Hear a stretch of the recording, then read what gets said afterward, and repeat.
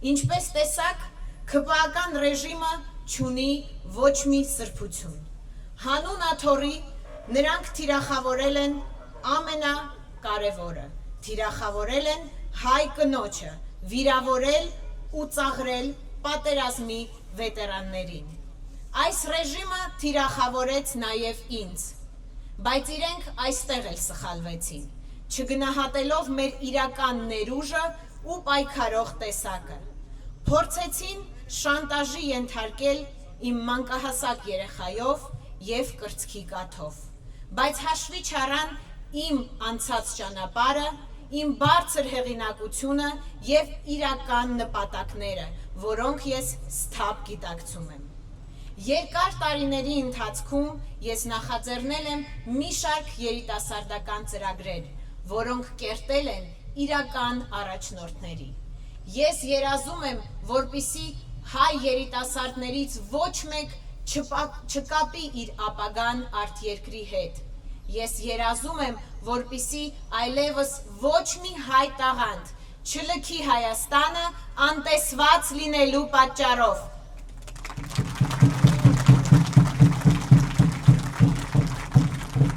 Երկար տարիների ընթացքում ես նախաձեռնել եմ նաև մի շարք հայրենասիրական ծրագրեր։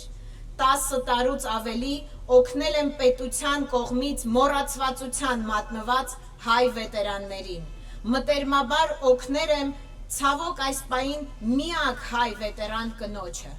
Հայտնի ձայնագրության մեջ ես խոսում եմ վաստակավոր ուսուցչուհի, հայրենական մեծ պատերազմի վետերան, լեգենդար Ռոզալիա Աբգարյանի հետ, ցանկանալով իր ծննդյան կապակցությամբ իրեն հեռուստացույց նվիրել։ Ես բնավ չեմ արդարանում։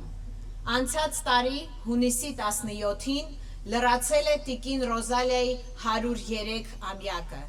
Այդ օրը մենք բոլորս գիտենք, թե որտեղ եմ եղել ես։ Հունիսի 17-ին 2025 թվականի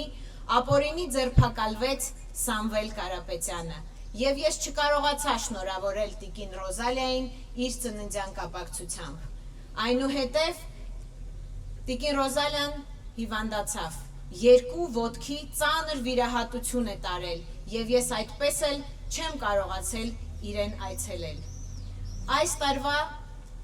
կանանց մեկամսյակի շրջանակներում ես որոշեցի այցելել տիկին Ռոզալիային և նվիրել իրեն խոստացած հեռուստացույցը, բայց իմ իրավաբանները խորհուրդ չտվեցին ինձ դա անել, մեկնաբանելով, որ դա կարող է ընտրակաշառք համարվել։ Մենք մի հզոր միջոց ունենք ձեր դեմ, և դա միասնությունն է։ Եթե միասնական պայքարենք փոփոխությունների համար, իրենց ռեժիմը կփլուզվի։ Հարգելի հայրենակիցներ, նրանք վախենում են հայ ժողովրդի միասնականությունից։ Դա է պատճառը, որ ուզում են մեզ սևերի և սպիտակների բաժանել, նախկինների և ներկաների։